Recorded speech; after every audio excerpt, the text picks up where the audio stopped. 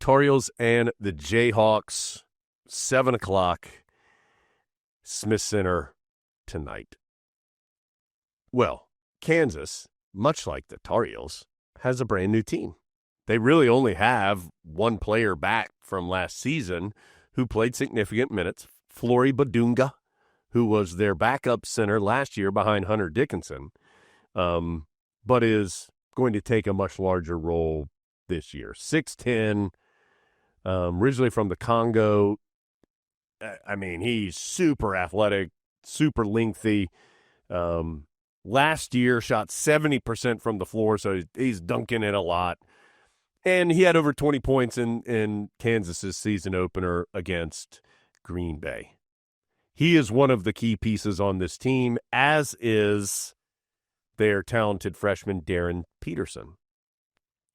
And Adam, I think everybody, this is a really good freshman class across college basketball. Maybe the best one we've had as far as depth of talent in a decade. I don't know. Since when, I don't know. But there's a lot of good freshmen. And I think everybody had heard of DeBonsa, right? I mean, that if you follow college basketball, you'd at least heard of A.J. DeBonsa. You knew he was really good. Kind of quietly, by the end of last year, some people were saying this Darren Peterson guy might be better than DeBonsa. And who knows? Look, it doesn't matter. They're both really good players, as is Caleb Wilson, as is whichever boozer's better at Duke. And there's the dude at Arizona, Pete. I mean, there's a lot of good freshmen. His last name's Pete. Yeah, Pete. Yeah, Pete. No, yes, was it Koa Pete? So there's a lot of we're on first name basis. Pete, good old Pete down there in Arizona. He'll fix your roof if you have some trouble. A lot of good freshmen. And Peterson is right here in this conversation, and some people think he's the best. 6'6" point guard. And Adam, all I did was watch him against Green Bay, so I don't have this big bank of knowledge. It shocked me how mature his game appeared to be for a freshman. Like he was so under control in everything he did.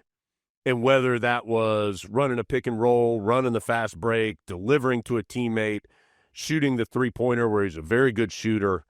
He had a big scoring game. I mean, he and Badunga combined for like half of Kansas's points in this game, a 94-51 win.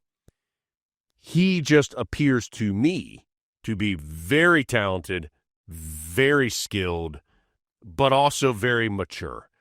And so those two aren't the only pieces to this team.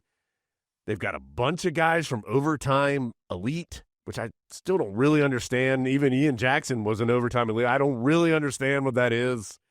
They have a couple of veteran transfers. A second-team all-conference player, Jaden Dawson from Loyola, Chicago. Trey White, who's played at USC and Louisville and Illinois and now Kansas.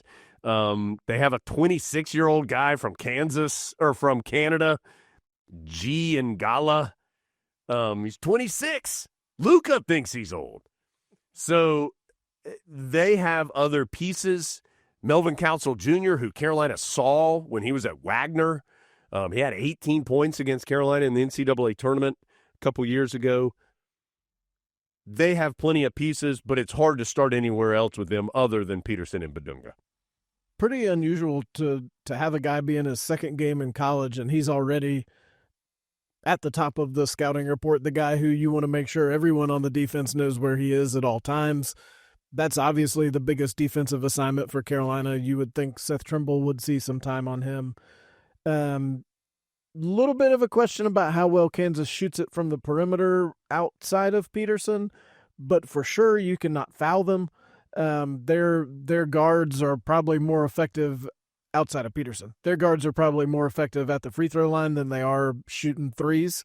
They've had some struggles both in their exhibition games, but I mean, it's hard to know because just like Carolina, it's a different team. So you look at last year, you don't see anybody who really makes a difference in this game with very, very few exceptions. So Tar Heels are going to be challenged by some size. but Carolina's a lot bigger than last year. Like Badunga by himself last year was a problem.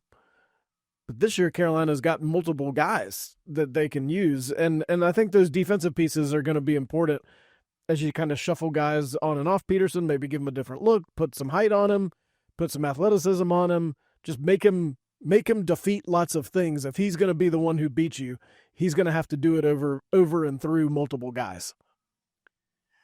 Adam, this feels like it's the second game of the year.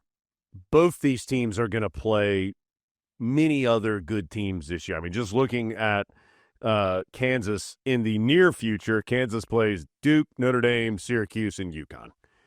We know that the Tar Heels not only, and then, of course, Kansas into the Big 12. Carolina's going to play ACC games.